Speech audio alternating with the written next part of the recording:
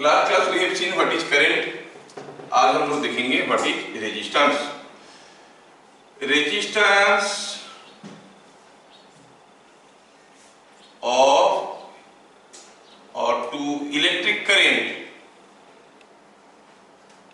Resistance to electric current is nothing but the opposition to flow of current.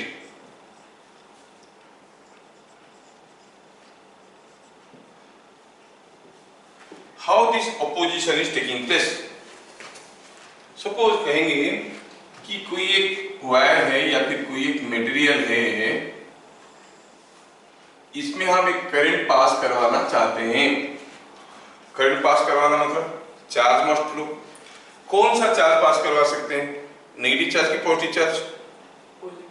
Positive charge you can not get. Positive charge are constituents of the nucleus. Protons आपके पास नहीं है। क्या आप move करवा सकते हो? Only electrons. तो आप इलेक्ट्रॉन्स पास करवाने की कोशिश कर रहे हो। Suppose this is what is an electron. आप चाहते हो कि इसके अंदर से इसे पार हो जाए।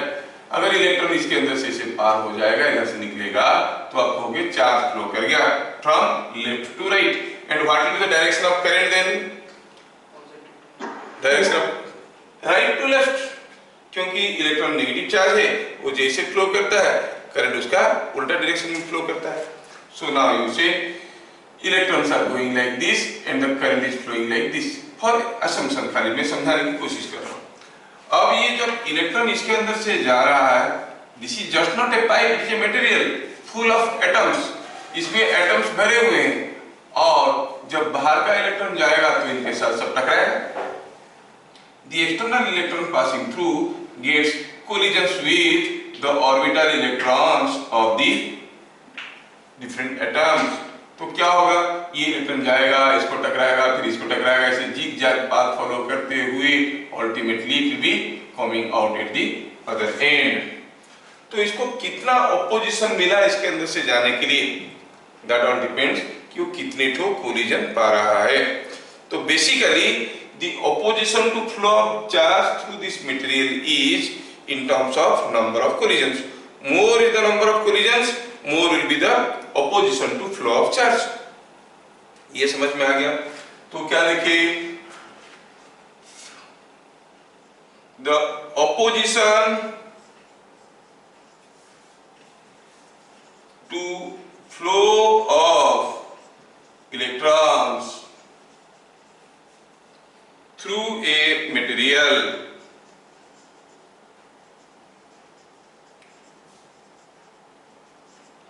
depends on the number of collisions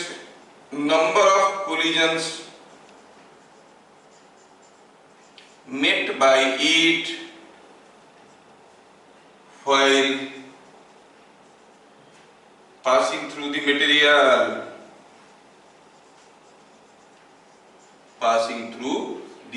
material। ये चीज हमें समझ में आया।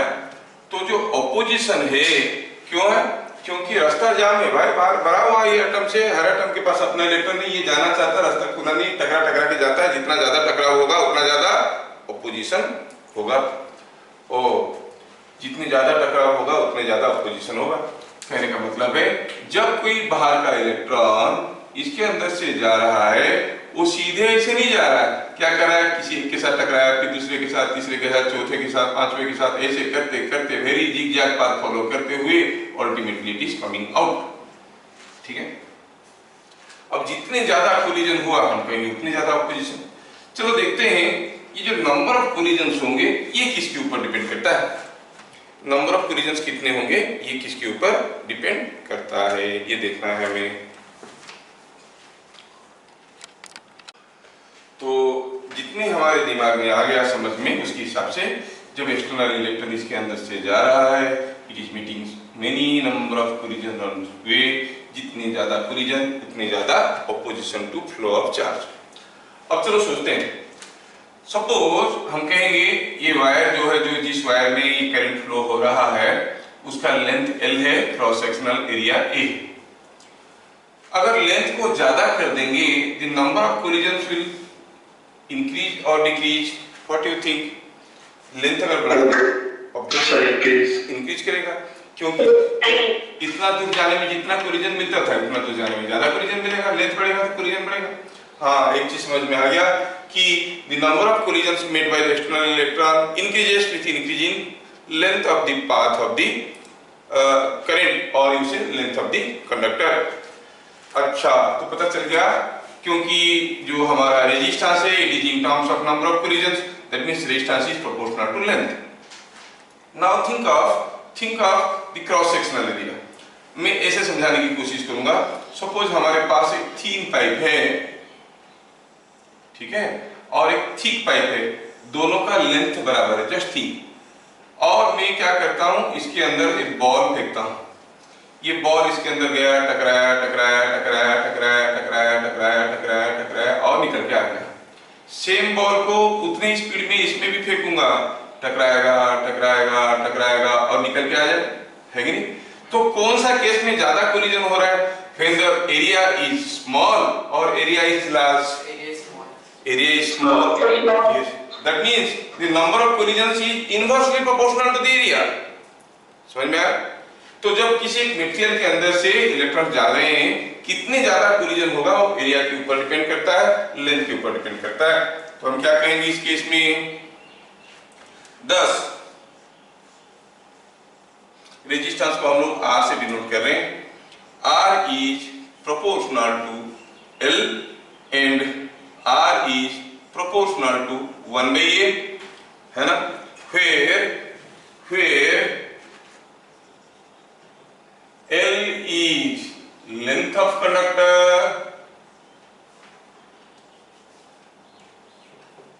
and A is cross sectional area perpendicular to direction of current flow, ठीक है?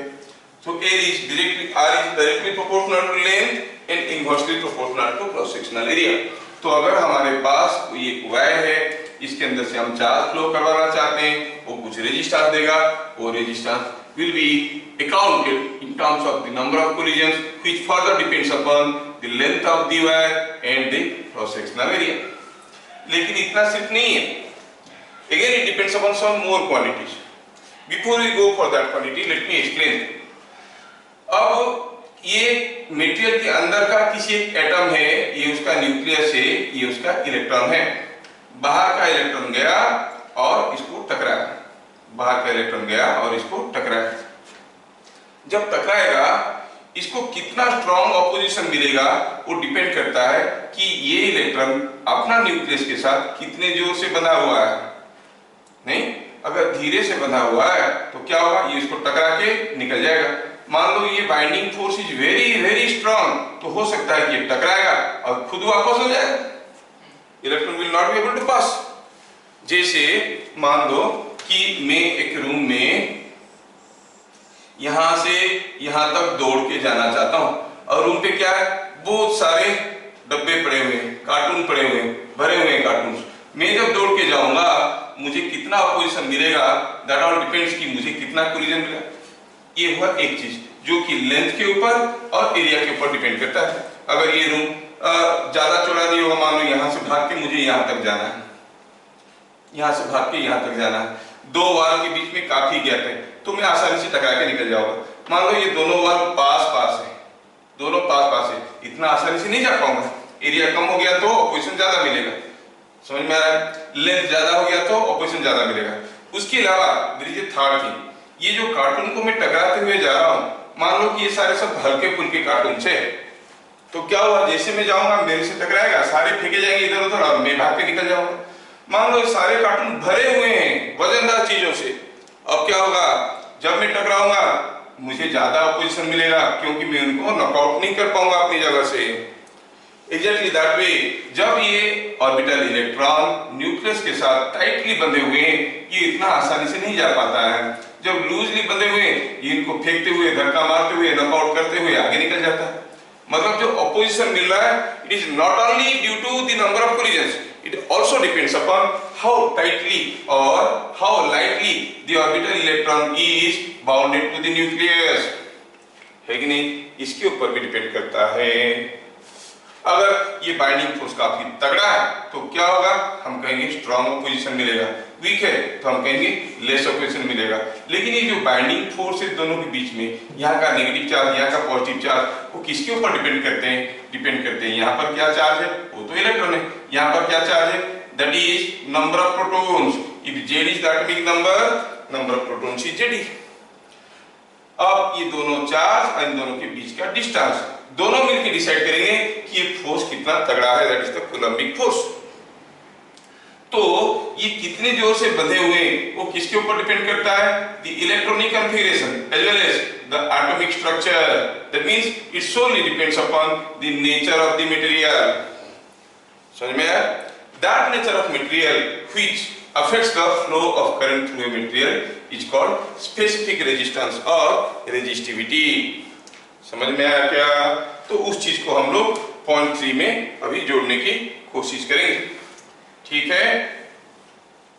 चलो देखते हैं पॉइंट नंबर 3। पॉइंट नंबर 3 में क्या देखेंगे? As R is proportional to length, R is proportional to angular area, we can write R is proportional to L by A. Further we can write R is equal to rho L by A। ये रो फिर क्या हो गया? रो हो गया, ये resistance का unit होता है ओम। क्या लिखते हैं इसको? ओम, ठीक है? तो रो L by एरिया हो गया ओम। ये रो क्या है? Where rho is called resistivity और specific resistance।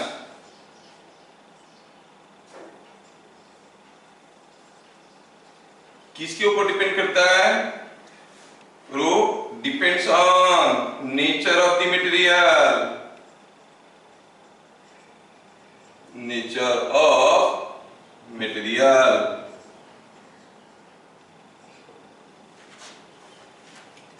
Row depends upon nature of material. कौन सा नेचर है? इलेक्ट्रॉनिक कॉन्फ़िगरेशन, एटॉमिक स्ट्रक्चर, वो सब लिखने की जरूरत नहीं। The constant of proportionality is coming out to be resistivity which depends upon nature of the material, ठीक है? यहां पर हम लिखना चाहेंगे पॉइंट नंबर 4, रेजिस्टिविटी के बारे में कुछ चीजें लिखना चाहेंगे। हम कहेंगे for good conductors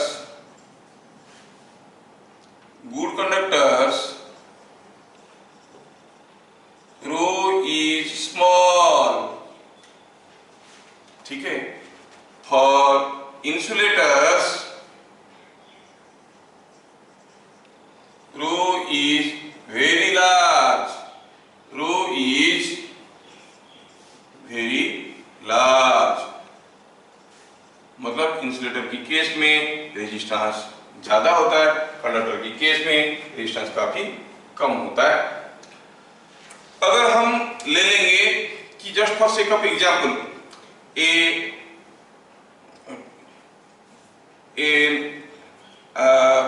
aluminium wire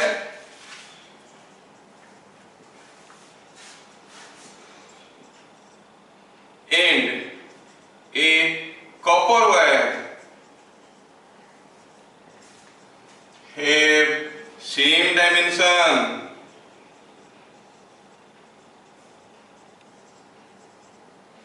do they have same resistance? No. Why?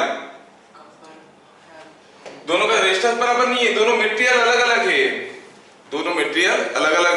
दोनों का लेंथ और एरिया बराबर होने के बावजूद रेजिस्टेंसेस विल बी डिफरेंट। क्या लिखेंगे सॉल्यूशन में? लिखेंगे copper is a better conductor.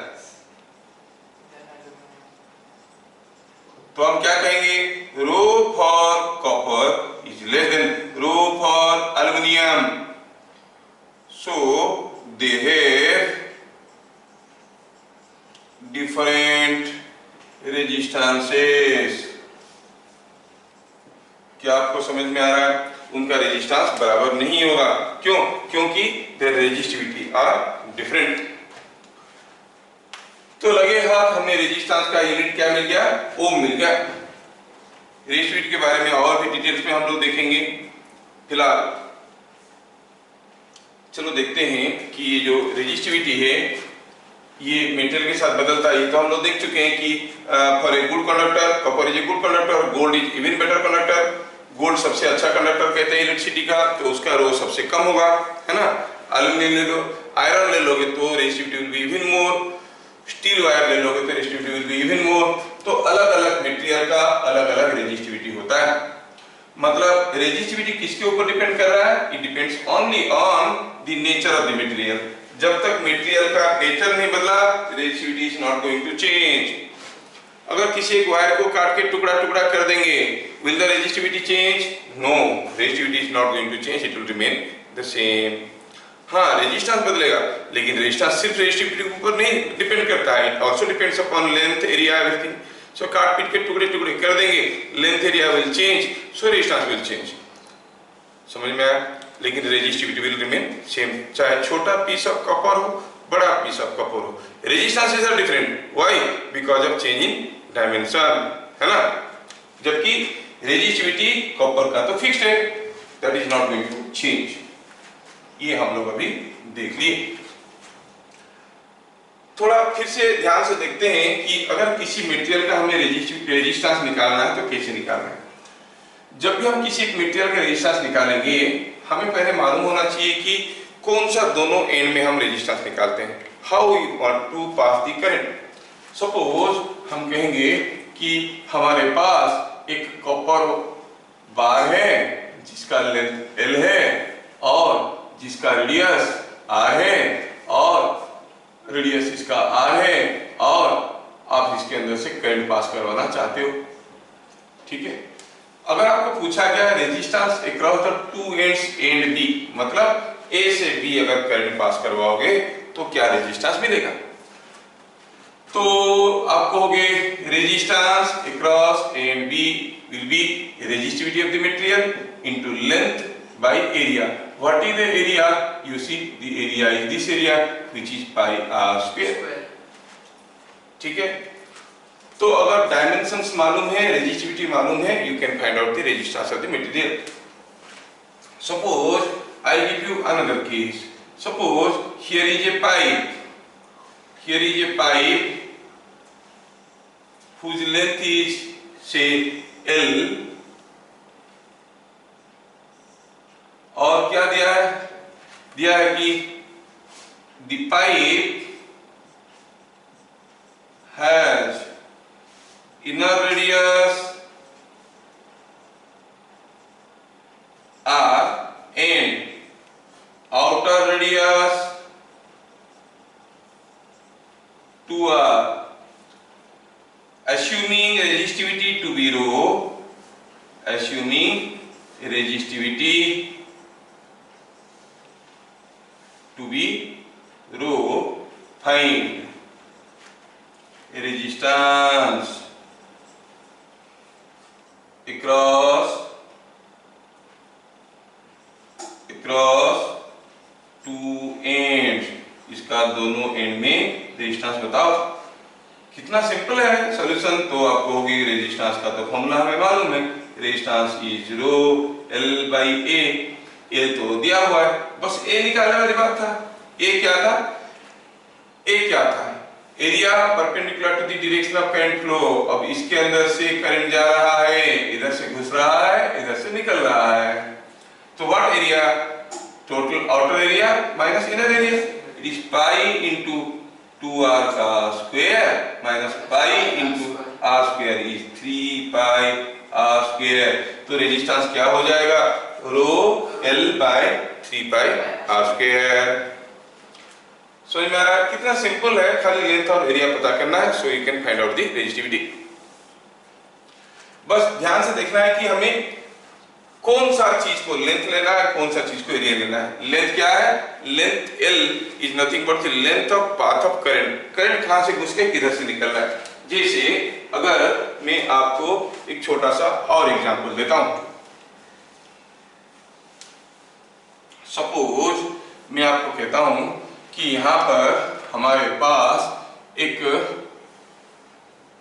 ऐसा शेप का कंडक्टिंग ब्लॉक है, कोई एक ब्लॉक है, मटेरियल का ब्लॉक है और इसका रेजिस्टिविटी रो है। डायमेंशंस दिया गया है। डायमेंशन क्या दिया है, ये ए है, ये बी है, ये सी है, ठीक है, ये ए है, ये बी है, ये सी है, ठीक है। अब पूछा है for the rectangular block shown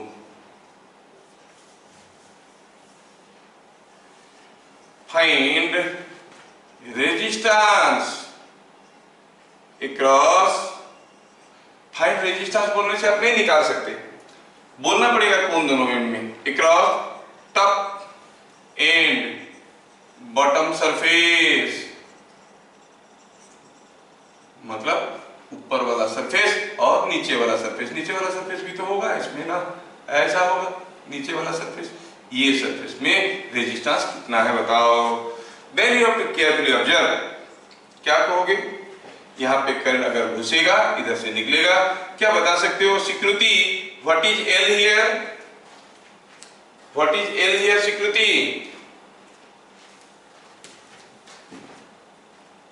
स्वीकृति is physically and mentally absent. Divya Jyoti,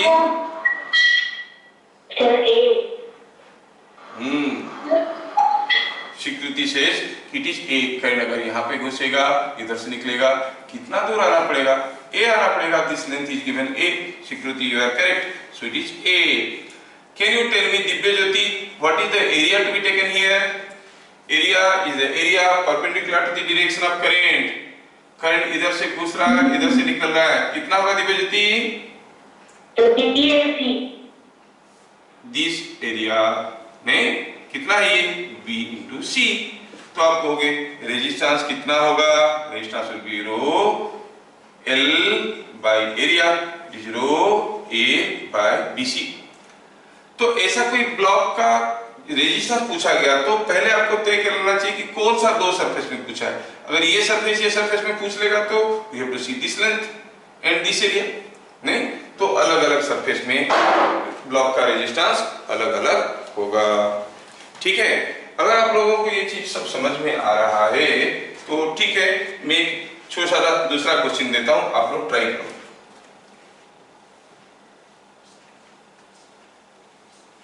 try करो, ठीक है।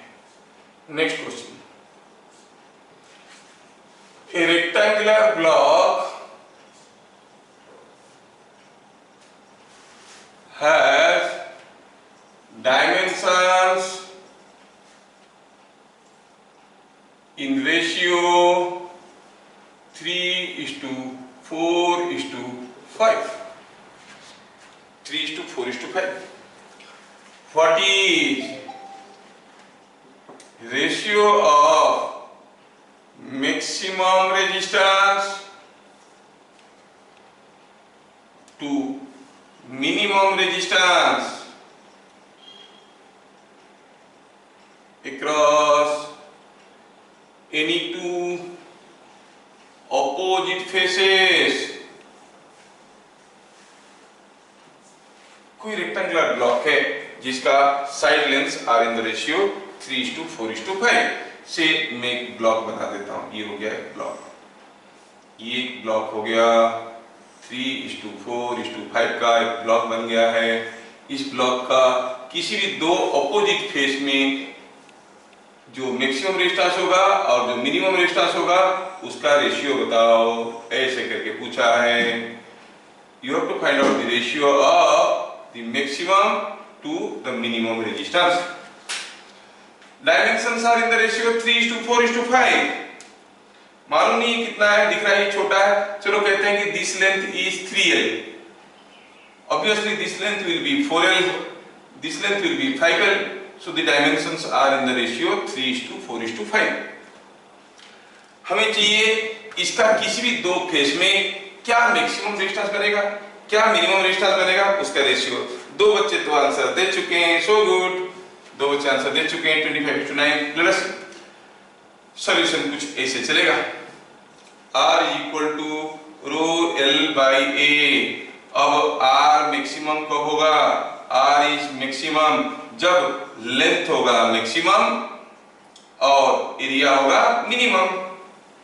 बहुत बढ़िया, वेरी गुड। लेंथ होगा मैक्सिमम तो कैसे लेंगे कि लेंथ मैक्सिमम मिलेगा, ऑब्वियसली ये दोनों एंड मिलेंगे, ये दोनों एंड मिलेंगे तो लेंथ मैक्सिमम होगा। तो क्या लेंगे, रो इंटू 5L।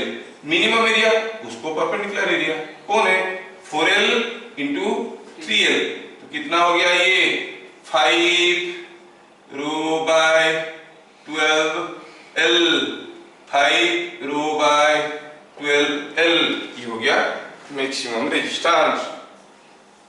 सिमिलरली अगर हमें मिनिमम रेजिस्टेंस निकालना है तो क्या करना पड़ेगा, length must be minimum and area must be maximum.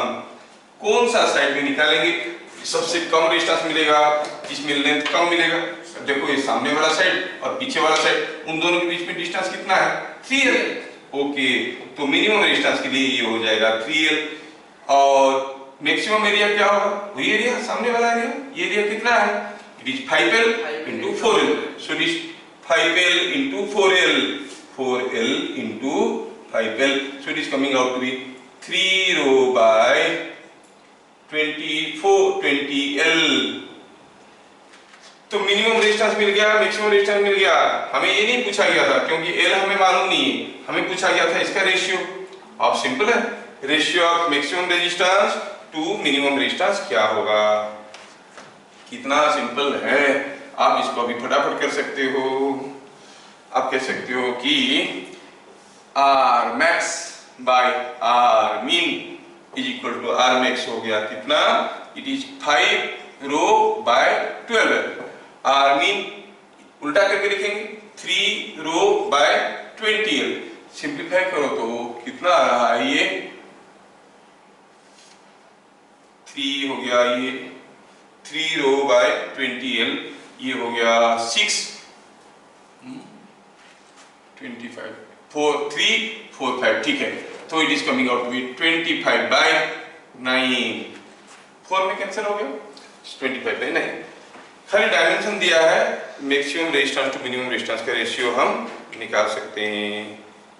बच्चे निकाल रहे हैं कितने जल्दी जल्दी, बहुत बढ़िया।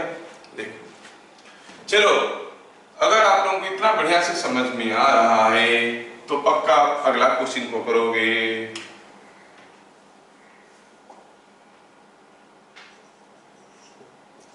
A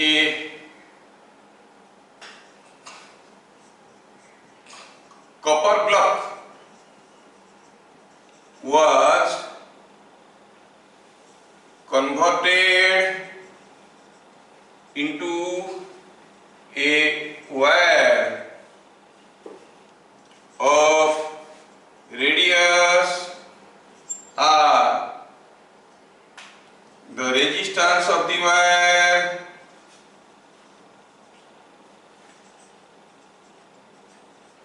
is given by R proportional to R to the power n. Find n. ऐसा क्वेश्चन को क्या कहते हैं, इंटीजर टाइप क्वेश्चंस। इसमें n का एक इंटीग्रल वैल्यू आना जरूरी है। क्या दिया, कोई एक कॉपर ब्लॉक था, उसको एक्सट्रूशन प्रोसेस, इसको मारपीट करके वायर बना दिया, इसको एक्सट्रूशन प्रोसेस। एक्सट्रूशन प्रोसेस में एक वायर बना दिया गया खींच के। एक ब्लॉक था, उस ब्लॉक को मारपीट करके हमने वायर बना दिए। कितना लंबा वायर कोई जानकारी नहीं है, लेकिन उसका रेडियस कितना था, small r, the radius was small r। तो बोल रहा है इसका जो रेजिस्टेंस होगा, if that is proportional to r to the power n, तब तो n का वैल्यू कितना है बताओ। कोशिश किया जाए, आप लोग कर सकते हो, आप लोग अच्छे बच्चे हो।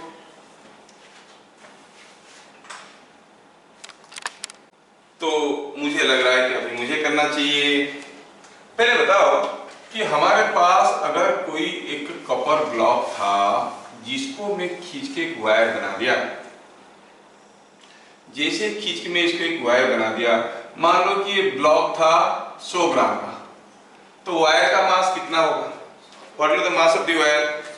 सेम 100 ग्राम, खींचने से मास थोड़ी कम होगा, 100 ग्राम।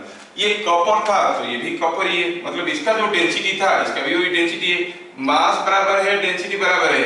क्या आपको पता नहीं चल रहा है कि वॉल्यूम होता है क्या? मास बाय डेंसिटी, और मास बाय डेंसिटी। अब यहाँ पर तो मास बराबर रहेगा, डेंसिटी बराबर रहेगा, मतलब वॉल्यूम भी बराबर ही रहेगा, ठीक है ना? मतलब ये ब्लॉक का जितना वॉल्यूम है वायर का उतना वॉल्यूम है। चलो ऐसे करते हैं, late L is length of wire, L is length of wire। A area of wire क्या हो गया? एरिया ऑफ क्रॉस सेक्शन दिया हुआ है कि रेडियस इसका r है, तो हम क्या कहेंगे? पाई r स्क्वायर, क्योंकि रेडियस इसका r दिया हुआ था, ये रेडियस r दिया हुआ है, थोड़ा मोटा वायर कर देते हैं, ये मोटा वायर है, ये मोटा वायर, इसका रेडियस कितना दिया है? r दिया है, तो एरिया हो गया ये। तो वॉल्यूम क्या हो गया? Volume is length into area, it is pi r square l, and this volume is a constant. आप लेंथ बढ़ाओगे तो वायर पतला हो जाएगा, कम लेंथ का लोगे मोटा वायर होगा, जितना ज्यादा लेंथ लोगे उतना पतला वायर हो जाएगा, क्योंकि ब्लॉक तो उतना ही है ना। So volume is a constant, when length increase area decrease, length decrease area increase, but the product is a constant। तो आप क्या कहोगे? इससे पता चल गया 10 10 10 L is equal to V by pi r square, where V is constant, volume is not going to change, volume हम V कह रहे हैं, that V is remaining constant। Now what is the resistance? Resistance is rho L by A, रो तो रो है, L हो गया V by pi r square, area हो गया पाई r स्क्वायर, सिंप्लीफाई करो तो ये हो गया rho V by pi square into r to the power 4। ये हो गया रेजिस्टेंस, जिसमें रो एक कांस्टेंट है, V एक कांस्टेंट है, पाई एक कांस्टेंट है, मतलब R is proportional to 1 by r to the power 4 can be written as r proportional to r to the power -4, क्योंकि बाकी सारा चीज कांस्टेंट है। हुआ कि नहीं हुआ? अगर बाकी सारा चीज कांस्टेंट हो गया तो r is proportional to r to the power -4, है ना? तो हम कहेंगे रेजिस्टेंस कितना हो जाएगा? यहाँ पर सो n का वैल्यू कितना हो जाएगा? यहाँ पर दिया था r is proportional to small r to the power n, तो क्या मिला? 10 10 10 n is equal to -4। काफी लोग सही आंसर दिए थे, उनको मेरे तरफ से शाबाशी गया, ठीक है? -4 is the correct answer।